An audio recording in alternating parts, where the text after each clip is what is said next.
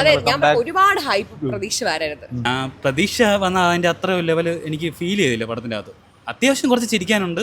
Okay, ഹേ സിനിഫിൽസ്, welcome back. Rajesh മാധവനെ നായകനാക്കി ദേവദത്ത് ഷാജി സംവിധാനം ചെയ്യുന്ന കോമഡി ഡ്രാമ മൂവി ധീരൻ. അപ്പോൾ കുറേ വർഷങ്ങൾക്ക് ശേഷം ജഗദീഷ്, അശോകൻ, മനോജ് കെ ജെയിൻ കോംബോയിലൊക്കെ വരുന്നൊരു പടമാണ്. അപ്പോൾ എങ്ങനെ ഉണ്ടായിരുന്നു കണ്ടിറങ്ങി ഓഡിയൻസിനോട് ഒന്ന് റിവ്യൂ ഒന്ന് ചോദിച്ചു നോക്കാം. നിങ്ങൾ ഈ ഒരു സിനിമ കണ്ടവരാണെങ്കിൽ നിങ്ങളുടെ റിവ്യൂ ഒക്കെ കമൻറ്റ് ചെയ്തേക്കുക. നേരെ ധീരൻ റിവ്യൂലേക്ക്. ധീരൻ കണ്ടിട്ട് സത്യം പറഞ്ഞാൽ എനിക്ക് ഓക്കെയാണ്, എനിക്ക് വലിയ കുഴപ്പം തോന്നിയില്ല. കുറച്ച് എന്താ പറയുക, സിറ്റുവേഷൻ കോമഡീസാണ് വർക്കൗട്ടായത്. ഞാൻ പ്രതീക്ഷ വന്ന അതിൻ്റെ അത്ര ലെവല് എനിക്ക് ഫീൽ ചെയ്തില്ല പടത്തിൻ്റെ അകത്ത്. അത്യാവശ്യം കുറച്ച് ചിരിക്കാനുണ്ട്, പിന്നെ കുറച്ച് കാര്യങ്ങൾ. പിന്നെ സീനിയേഴ്സായിട്ടുള്ള ജഗദീഷ് ചേട്ടനാണെങ്കിലും മനോജ് ചേട്ടനാണെങ്കിലും സുധീഷ് ചേട്ടനാണെങ്കിലും അതുപോലെ തന്നെ ബാക്കിയുള്ള എല്ലാവരും അവരുടെ പെർഫോമൻസ് നല്ലപോലെ കാഴ്ചവെച്ചിട്ടുണ്ട്. പക്ഷേ എന്തോ നമ്മൾ പടം കണ്ടിറങ്ങുമ്പോൾ ഒരു തൃപ്തി ഉണ്ടല്ലോ, ആ തൃപ്തി കിട്ടുന്നില്ല എന്നൊരു ഫീലുണ്ട്.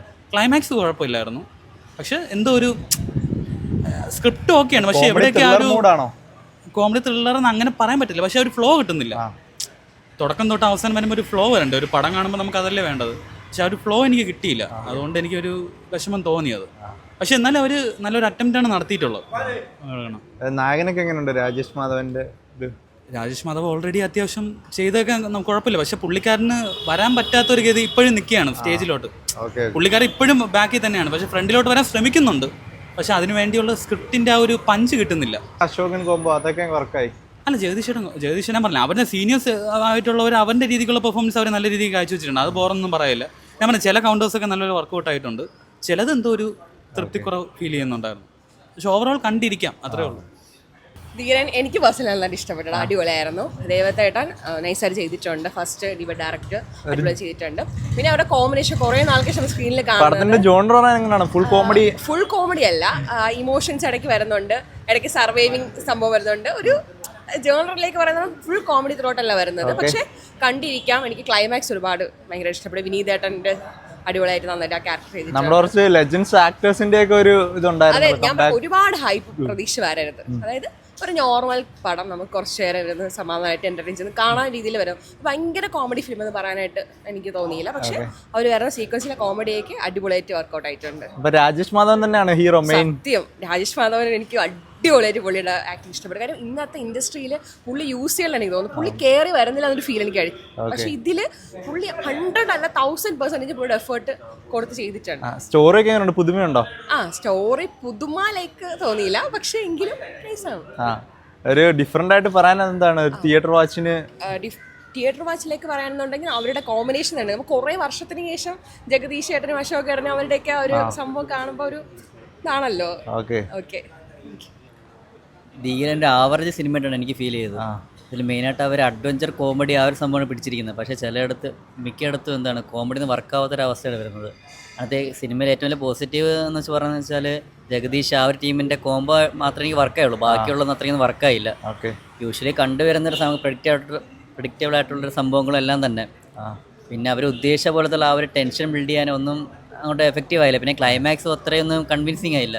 എന്ന് വെച്ചാൽ എന്തൊക്കെയോ കൂട്ടി എവിടേക്ക് അവസാനിപ്പിക്കാൻ നോക്കിയാൽ എന്നും അവസാനിക്കാൻ പറ്റിയതുമില്ല. ആ ഒരു ഫീലായിരുന്നു എനിക്ക് ഫീൽ ചെയ്തത്. സ്റ്റോറിയൊക്കെ ഫ്രഷ്നെസ് ഉള്ളതല്ലായിരുന്നു. ഫസ്റ്റ് ഹാഫ് ആയിട്ട് വിചാരിച്ച് എന്തെങ്കിലും ഫ്രഷ്നെസ് ഒക്കെ കാണും. സെക്കൻഡ് ഹാഫ് കണ്ടപ്പം മനസ്സിലായി ഇത് എങ്ങോട്ടാണ് പോകുന്നതെന്നും എവിടെ കൊണ്ട് അവസാനിപ്പിക്കുന്നതെല്ലാം നമുക്ക് മനസ്സിലാവും. അങ്ങനെ രാജേഷ് മാധവന്റെ ധീരൻ കണ്ടറി ഓഡിയൻസിന്റെ റിവ്യൂ ഒക്കെ കേട്ടല്ലോ. നമ്മൾ ജഗദീഷും അവരുടെ ഇന്റർവ്യൂ ഒക്കെയാണ് ഈ പടത്തിന് സത്യത്തിൽ ഹൈപ്പ് കയറിയത്. പെട്ടെന്നൊരു ദിവസം ഇങ്ങനെ ഒരു പടത്തിനെ പറ്റി ഒരു വിവരവും ഇല്ലാതെ ഇരുന്നിട്ട് ഇന്റർവ്യൂവിലൂടെ ഒക്കെ ഒരു ഹൈപ്പ് കയറി നമുക്കൊരു പ്രതീക്ഷ തന്നൊരു പടമാണ് ദേവദത്ത് ഷാജി സംവിധാനം ചെയ്ത ധീരൻ എന്ന് പറഞ്ഞ സിനിമ.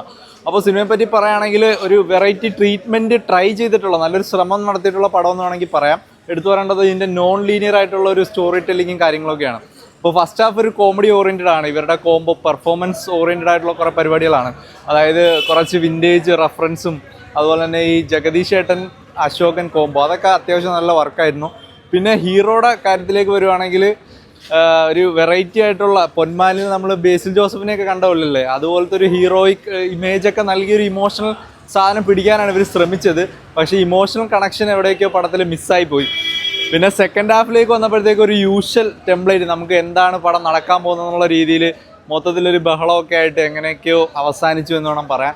അപ്പോൾ ടോട്ടലി ഒരു നല്ലൊരു ശ്രമം ഉണ്ടായിരുന്നു. അവിടെയൊക്കെ കുറച്ച് സാധനങ്ങൾ ഉണ്ടായിരുന്നു. പിന്നെ എടുത്തു പറയേണ്ടത് സുധീഷ് അതുപോലെ തന്നെ മനോജ് കെ ജെയിൻ. അപ്പം നായകൻ ഒഴിച്ച് ബാക്കി എല്ലാവർക്കും നല്ല രീതിയിൽ സ്കോർ ചെയ്യാനുള്ള കുറേ എലമെൻറ്റ്സ് പരിപാടിയൊക്കെ കൊടുത്തിട്ടുണ്ട്. അപ്പോൾ നായകൻ ആ പുള്ളിക്ക് മാത്രം ആ ഒരു ക്യാരക്ടർ ഭയങ്കര വീക്കായി പോയി. പിന്നെ ഇവർ കോമഡിയുടെ കൂടെ തന്നെ സെക്കൻഡ് ഹാഫ് ഒരു ഭയങ്കര ഒരു ഫ്ലിപ്പായിട്ട് സീരിയസ് മൂഡ് പിടിക്കാൻ ശ്രമിച്ച് ത്രില്ലർ വൈബൊക്കെ ശ്രമിച്ചതും പടത്തുമായിട്ട് മൊത്തത്തിൽ അങ്ങോട്ട് സിങ്ക് ആയില്ല.